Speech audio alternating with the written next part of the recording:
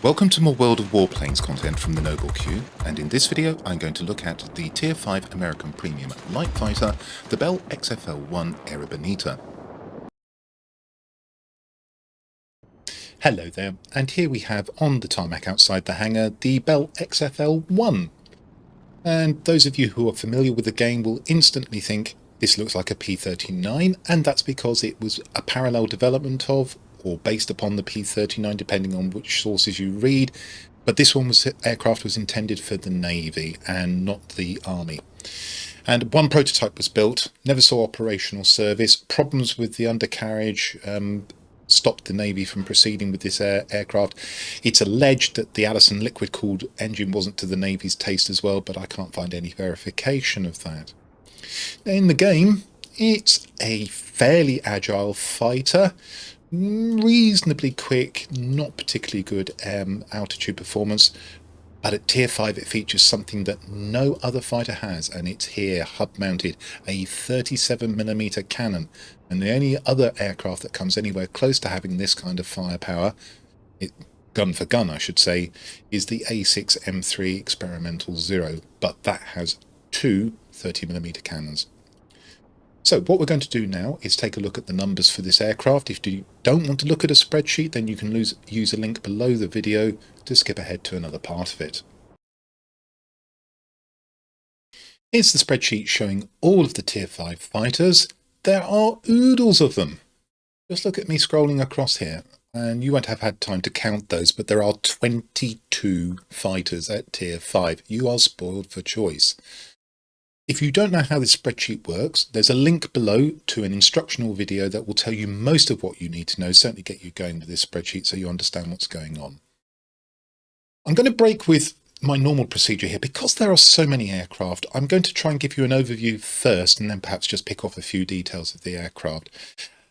I think this aircraft's best asset is its manoeuvrability. You've got a rating of 78 here, but you need to bear in mind that there are plenty of aircraft at Tier 5, let alone Tier 6, with better manoeuvrability. There's the Key 43 with 99, and as you scroll across, the other Japanese aircraft, the A6M2, another Japanese aircraft, a Venom, a Yak-1, an I-80-3, 180-3 I should say, even the Spitfires.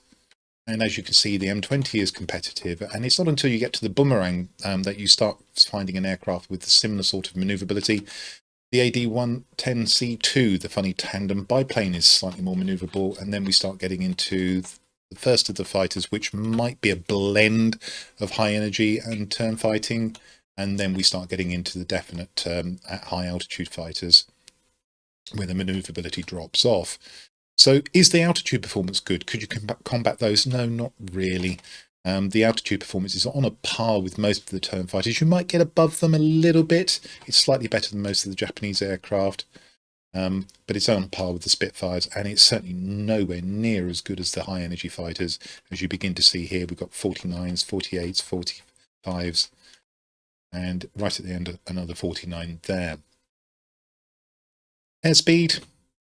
Again, I would say this tends to place it within the manoeuvrability type of aircraft, a turn fighter, rather than a high-speed aircraft. If we just scroll across to the end, you can see that the ratings up there are 45, 45, 41, and a stellar 50 there for the ME-209 version 4. We've only got 36 here, so a little bit faster perhaps than some of the turn fighters, top speed that is. Just pay attention to the power-to-weight ratio, though your acceleration probably isn't going to be as good as some of the turn fighters, not the Key 43 too, in theory. Of course, we don't know about drag in the game, so that may be slightly misleading. But watch out, the Spitfire 1 also has better power-to-weight ratios. And the highest, fortunately, you're not going to probably be fighting these too often, the ME-209, which is a speed monster at Tier 5. So I've gone at it this way because I want to show you that I think this is a turn fighter, but you have to be very careful about picking your fights because there are plenty of fighters that are more agile than you. Survivability is okay for a fighter, but of course it's nothing special. You're not going to want to get hit by a heavy. And so unusually we come to gun armament last. And The hilarity factor on this aircraft is when you land this 37mm cannon. It's got a range of 1706 feet, so that's somewhat short. Auto aim angle of 3, which is ordinary. That's how much you can be off target when you're firing at an aircraft, and the game will correct your aim for you. Dispersion angle is also pretty average at 0.6. That's the way the shells spread out as they leave your muzzle of your cannon. Overheat time, 5 seconds. Reasonably generous. You'd like it to be more. Watch the shell velocity though, it's pretty slow, 876. The saving grace here is it's the same shell velocity as the pea shooters, the two 7.62mm machine guns. Overall, that gives the rating of 12 with 204 DPS. We can see, I mentioned the A6M3 in the first impressions section. With those two 30mm cannons, you're looking at a rating of 19 and a far higher DPS. The Spitfire over here has much better DPS, and so do many of the other aircraft. So although that 37mm can be devastating in terms of the overall impact of the aircraft, it's not particularly well armed. Just come down to the worst in class section. Boost, 6 seconds. Okay, it's red here, but then lots of the aircraft in this comparison have 6 seconds. The figures are fairly compressed, but it's on the low side, so bear that in mind. Also, probably worth noting that it's not got a particularly good roll rate. Apart from that, there's nothing else particularly remarkable to talk about there. So I've pretty much given you what I think about the aircraft already. I think it is a turn fighter, but it's one where you need to be careful about how you approach your maps. You need to look at that order of battle and assess the threats, where they're likely to be. And if you're facing a lot of turn fighters that you know can outturn you, you may need to adjust your tactics. But yeah, when you land that 37mm cannon, it's fun. So now we'll turn our attention to how I've set this aircraft up. Now, my XFL-1 is specialised, which means I have all of the equipment and consumable modules available. But when you first get this aircraft, you'll be lacking one slot on the airframe for equipment. And also, out of 5 consumables, you'll be missing one slot, again, on the airframe. You just pop this back into specialist configuration and we'll go and see what I've done with it. Now, in the numbers section, I expressed the opinion that this was a turn fighter, and that's how I've built it. Largely, we need accuracy on that big 37mm cannon, so here we have a gun sight. There's no surprises there as far as characteristics are concerned. I've picked off 5% accuracy when firing at moving targets. I would reassemble this. Sorry about that. There is a 3% accuracy of forward-firing armament. That, I think, is essential. And then you can probably pick off one of the either 10% critical damage or 10% chance of causing a fire. If you worry about injuries to the pilot, then the 5% resistance to injuries will suit you as well. But if we just look at the survivability, it's 60. Might help with the pilot, might not. Across the airframe and the engine, we have a lightweight wing frame and a lightweight power unit. Well, since I'm building this for manoeuvrability, that's no surprise there.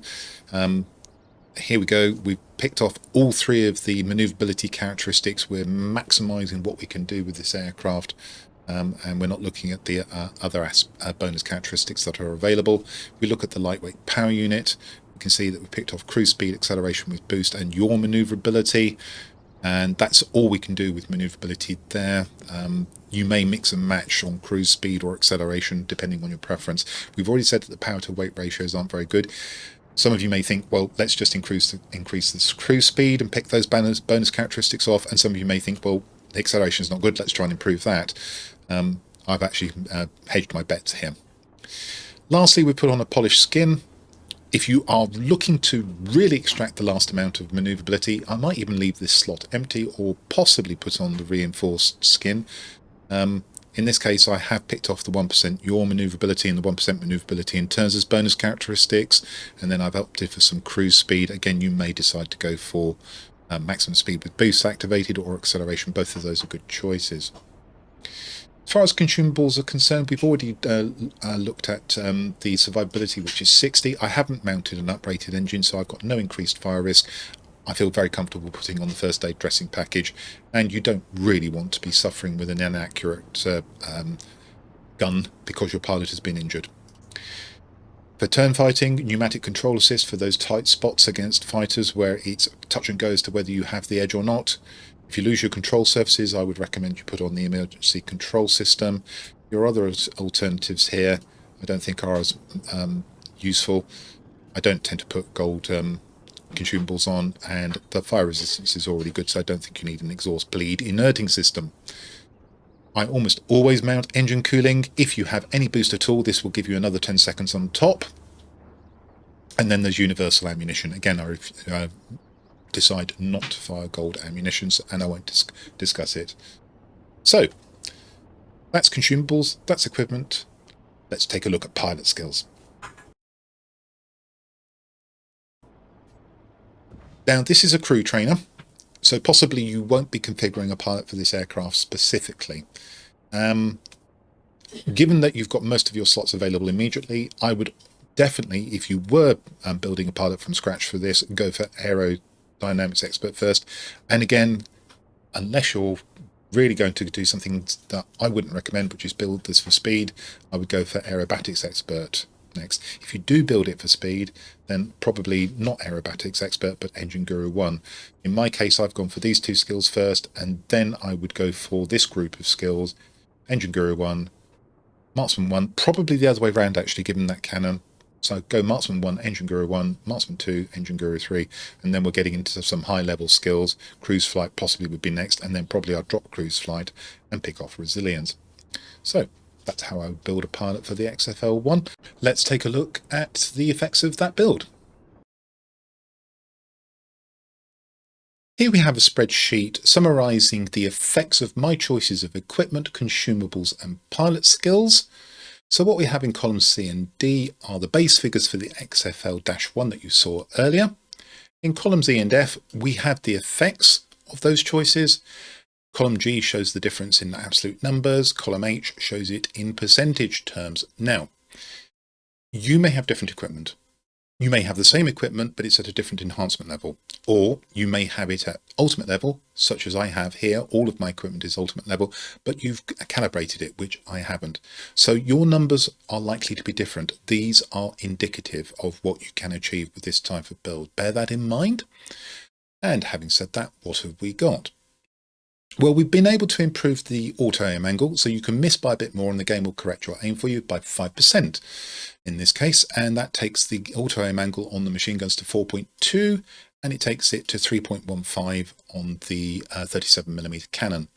We've also been able to improve the accuracy quite significantly by 19%. That means it comes down from 0.8 dispersion, which means that the cone that the bullets spread out in is tighter as they leave the muzzle of your gun, to 0.648 on those machine guns, and down from 0.6 to 0.486 on the 37mm cannon. Now, my gun sight is not fully calibrated, and there's a bonus characteristic of 3% accuracy, which I hadn't selected, which you can. And on top of that, something I haven't got on this build is Marksman 2 skills. With those things in place, I think you can probably get the accuracy on the dispersion angle on the machine guns down to 0.528 and down to 0.396 on the 37mm cannon. And additionally, that Marksman 2 skill, if you have it, will give you 10% more auto aim angle, so you'll get an improvement there as well. Now, on survivability, there's an adverse effect, and this is coming from the lightweight wing frame and the lightweight power unit. Those aren't fully calibrated, so the figures will get a little bit worse as you push them up as far as calibration is concerned.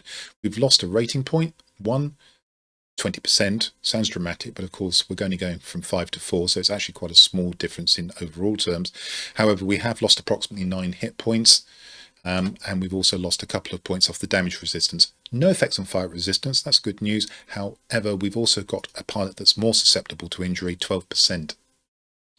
It's good news on the airspeed though. We've got a 14 or nearly 14% increase in the rating from 36 to 41. Most of that is coming from a big improvement on the cruise speed. That's gone up to 255 miles an hour from 224. There's a little bit of increase in the maximum speed under boost, 2%, which takes it to 342 more or less from 335.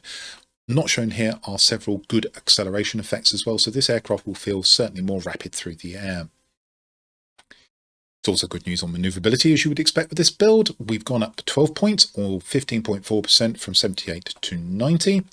We've managed to get the turn time down below 9 seconds to 8.83. That's an improvement of just over 8%. We've got a very healthy 22.3% increase on the roll rate, which has gone from a slightly mediocre 130 to a very useful 159. Something that's not shown here, but which I've made a note of, is that the yaw is improved by 13.5%, and you should be using yaw in turn, so that's significant. Neither the lightweight wing frame nor the lightweight power unit have been calibrated, as I mentioned earlier, which means that there's more to come here. However, even if you push it up to maximum calibration, you are still going to find unspecialized aircraft at Tier 5, let alone specialized ones, that can still outturn you. This does not override my advice that you need to pick your fights carefully. If you do not, you will end up in a turn fight that you cannot win. And finally, we've also got a reasonable increase of 8 feet per second on the climb rate. That's quite useful, although probably not going to be terribly significant. And that said, I think we ought to go and see how this aircraft performs in battle. The map for the forthcoming battle is Peripheral Mission. It's the Snowy Shore variant, 5-sector map laid out in the configuration of 5 spots of a die. And in the centre, we have a repair airbase. So tactically and strategically, this is the most important sector, certainly when weighed against any of the others. So tactically, it gives you access to the rest of the map. That's why it's tactically important. Strategically, not only do you get your standard resources every 5 seconds, but you can use this as a spawn point, always very useful in the middle of a map. You can select a different aircraft of the same tier if you're destroyed, and you can get full repairs provided there isn't combat taking place at the time you're over the maintenance shed within this airbase. And on the periphery, we have 4 garrisons, just conveying the standard 3 resources every 5 seconds. So the usual way of winning this map is to hold your local garrisons and also the airbase, and use that as a springboard to attack the enemy's garrisons. However, if there is a preponderance of turn fighters on the enemy team, and they are likely to be able to hold this airbase, it's often the case that they will all congregate in that airbase all game long. This gives you the opportunity to use a different tactic, which is to take at least 3, if not all 4 of the garrisons, which should, in theory, force the enemy out of the middle, unless they want to lose 4-1 to sectors. In which case the airbase then becomes available for capture even though you don't have turn fighters. So let's go and have a look at our teams. I have my XFL-1. I'm accompanied by a Tier 5 Grand Attack of the IL-2, and we have a Hurricane 2D. Now, one thing I want to draw your attention to straight away is we have 4 specialised aircraft. The enemy only have 2, and they're both low tier, so we have an advantage there. And then we have an assortment of Tier 4 aircraft, a heavy, the BF-110B. We have a very good bomber, potentially, the HE-112H2. We have a very good fighter, the BF-109B, and then the Bristol 146. Now, on the enemy side, they also have a Hurricane 2D, although it's not specialised. They have a Key 43-2. The Key 43-2, even unspecialised, will outturn the XFL-1 if the pilot knows what he's doing, or I can gamble that he doesn't. They also have an IL-2 Grand Attacker. They have a BF-110C6. They have a Grand Attacker, a Focke-Wulf 189C. They have a bomber, AR-2. Then the second of a very mobile aircraft, the I-17. Suspect the pilot probably does know what he's doing, in which case he will definitely be able to outturn my XFL-1. And then they also have a BF-109B. And something I overlooked previously, we also have a second Grand Attack here, the IL-2 mod. And on that basis, I was actually undecided as to what was the best approach here. I eventually decided that I would contest the airbase and see how it went, and if that failed, then we'd go and try and take the garrisons. So let's see how this battle panned out. Before we go into battle, I'm going to mention a couple of things. First off, this is a natively recorded file. It's not a World of Warplanes replay file. That means that the reticle, I hope, will be well placed and not off target as it is in World of Warplanes replay files. However, this is a turn fight, so the motion may be a little bit jerky. Now, I've muted the start of this video because there's some verbalizations as I tried out some voice control software, and there is at least one occasion in the video where you'll hear me say, "Fire 2." Ignore that. That's me trying to get my guns to fire with the verbalization. And with that, I think we should proceed. So we decided we would go for the airfield. And if that didn't work, we'd then start working on the peripheral sectors. So we're going for mid-altitude here, and you can see the gun is firing. That's off the voice control software. So I'm just waiting for me to finish my experiments here, and then I'll turn the sound back up and we'll have the full experience. And that should be about it. So now we can have the sound. Looking for my first target, probably an air defence aircraft. I'm actually being shot probably by a heavy, but I've focused on an air defence aircraft fighter. Catch it with the 37mm once, also a little bit with the 7.62 machine guns, and then it disappears when I hit with the 37mm cannon again. Now I probably want to take out enemies, and I see the Key 43C, Key 43-2 immediately. I want that out. Fortunately, he doesn't focus me, presents himself as a target. Finally land the 37mm cannon, which takes out his engine. There you heard the voice command there. Now I've sized the Hurricane 2D. Got to watch the overheat here. Saw me pause. That's the Hurricane 2D destroyed. Now we're going to shoot the F4F, and when we do that, the airfield will be ours. And horror of horrors, we have a dogfighting FW-189C on the enemy team. Now they have lost this sector, so perhaps that's not such a sin as making it out to be. He's an easy target. And then we find the IL-2 also trying to do the same thing. And I think this is pretty poor play from the enemy ground attackers, and I wouldn't like to have seen it on my team. Swing round, the Key 43-2 is in, and this time he is focusing me, but my teammates have seriously damaged him. I help them. I've lost quite a lot of health, but I should be able to pick up repairs in a moment. In fact, they're kicking in now, as you can see. See the Hurricane 2D. Motor towards him.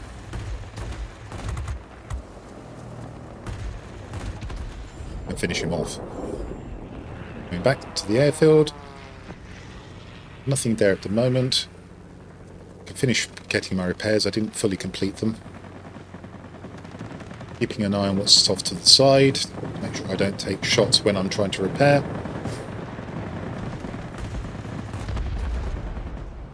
The teammates finish off the F4F. I help, I think. Now the Key 43-2 comes back in. Doesn't focus me. I hit him hard. Hit him hard again, and this time with his wing out. I feel that I can manoeuvre with him. He's not concentrating on me anyway, and I finish him off.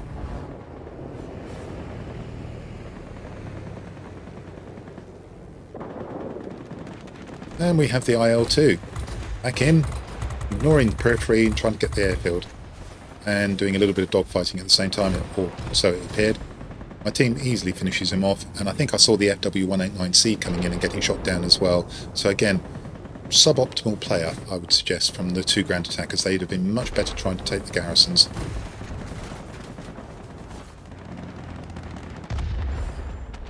Avoided the heavy. Teammates finished it off again. Now, the enemy are making a good fist of trying to take this, so we've got to try and get these aircraft down quickly. Destroy the XP-44. Find the Hurricane 2D. Get some good shots into him. It's got a high hit point pool, so it's, as you can see, it's been dramatically reduced by the 37mm cannon. Shot him down again. Now we see the Key 43. He blows up, not through my efforts, but through my teammates. Here we come with the dogfighting F198C again. He's gone. Very nearly fly straight into the IL-2, which seems to be doing the same thing. Recurring theme here, isn't it?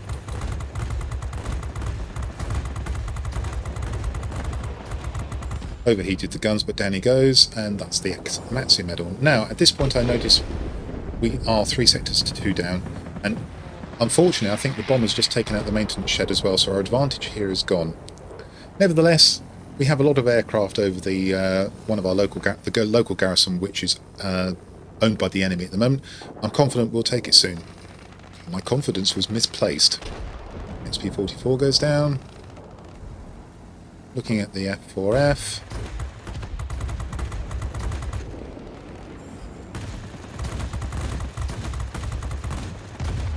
He disappears. For the first time I see the BF-109.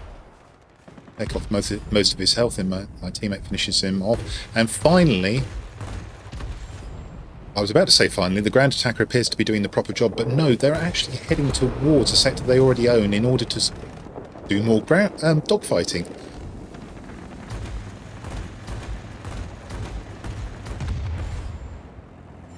down they both go. And now I can see that we still haven't taken our local sector, local garrison. So now I've decided to leave the airfield and try and secure a garrison. You can probably just hear me expressing my annoyance that we've now gone 4 sectors to 1 down and we're in serious trouble, so we definitely do need to take sectors here. Shoot down the air defence aircraft, size up the air defence heavy. Good shots with a 37mm cannon, nearly finish him off immediately. Need one more. Turns out to be that the heavy was there, but now I have to address the fighters. I'm hoping I can outturn them. There are a lot of them here. E-43 finally gets my number and puts me down. Fortunately, we've got the sector. I choose to spawn at the airfield. We're in serious danger of losing it. There's an awful lot of aircraft here. I need to try and clear these out, but I'm conscious that we're 3 sectors to 2 down. It's P-44. Let's try and get rid of him first. Big hits with the 37mm cannon, finish him off. My teammates and I have managed to clear most of the threats out of the airfield. I'm off to see what's been going on with this garrison. Why have we failed to take it when it's right next to our spawn point?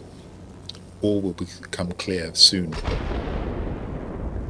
And I've found the I-17 just before it disappears out of view, and he's been defending this garrison like a boss. And this is a critical engagement coming up. He can hit me at 1900 feet with his cannons. Fortunately, he's not fully on full health, and I just managed to finish him off.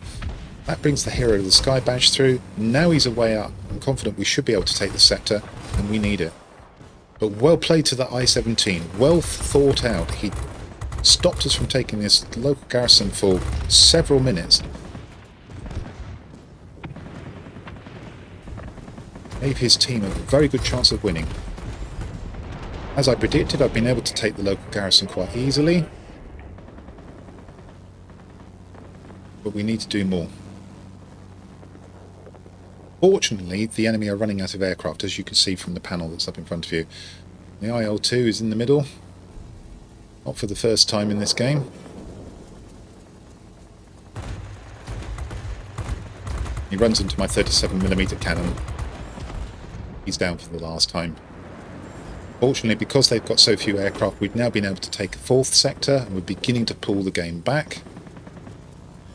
All 3 of their aircraft are over this sector that they're attempting to take, so there's a good chance that we'll be able to remove them. One of them goes down immediately. There are only 2 left. It's been a hard, well-fought battle, this.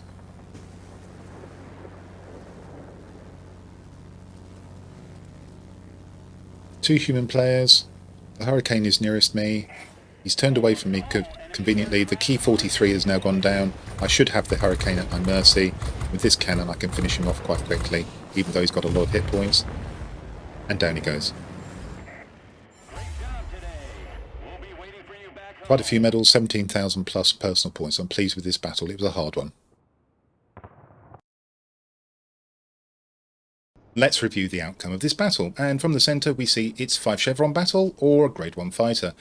That grossed 168,040 credits, or silver if you prefer, of which just over 56,000 came from the premium account bonus. And looking at expenses, we can see we paid out 925 credits. That was to repair the aircraft once since we lost it in battle. And prepaid consumables were being used, so no expenses there. 5,331 experience, 2,601 base, 1,300 from the premium account. The rest, as you can see from the other bonuses there, 266 free experience, and the base there is 201, and 65 came from the premium account bonus. 1 token, that's for a first medal of the day, that's the Hero of the Sky there, but amongst these medals we can also see an Akamatsu and a Winged Legend. Personal score tab, we can see that all of the class-specific missions were complete, hence the 5 chevrons. 17,775 personal points, 3 sectors captured, busy battle, 18 aerial targets destroyed, 4,020 damage done to aerial targets, pretty high for a tier 5 fighter, 16 critical hits coming off that cannon. Lost the aircraft once, as you can see, and 720 capture points were earned. That was split. 320 for defending, 400 for attacking. And on the team score tab, we can see that that was enough for first place, both by personal points and by chevrons. That would have been true of both teams. Some nice contributions from the rest of the team here. BF109B and BF110B, both down tiered, both getting over 10,000 points. Hurricane 2D doing some significant work with those big 40mm as well. Special shout out to Andre Longstring of Numbers here. Throughout the battle towards the end, I was thinking we're going to take our local garrison soon and have a 3-2 advantage. We're going to take our local garrison soon and have a 3. Why aren't we taking our local garrison? Turned out this guy had smartly been defending the garrison that they'd taken from us, local to our spawn, and very nearly flipped the battle in their favour. I had to go over there and sort him out, and he came close to actually sorting me out instead. Well played, sir. Just want to draw attention to the two grand attackers. Less than optimal play, I would suggest. You saw them dogfighting in the middle a lot. If they'd concentrated on taking the peripheral sectors instead of offering up their aircraft for destruction in the centre, I think they probably would have won that battle and we wouldn't have been able to turn it around. Good battle to win.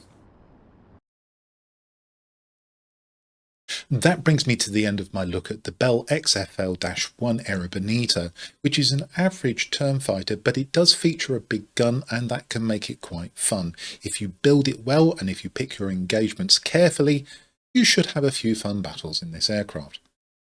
Well, I hope you found that helpful, and if you haven't subscribed, please consider doing so. It's free and I'd appreciate the support. And with that, this is the Noble Q signing out.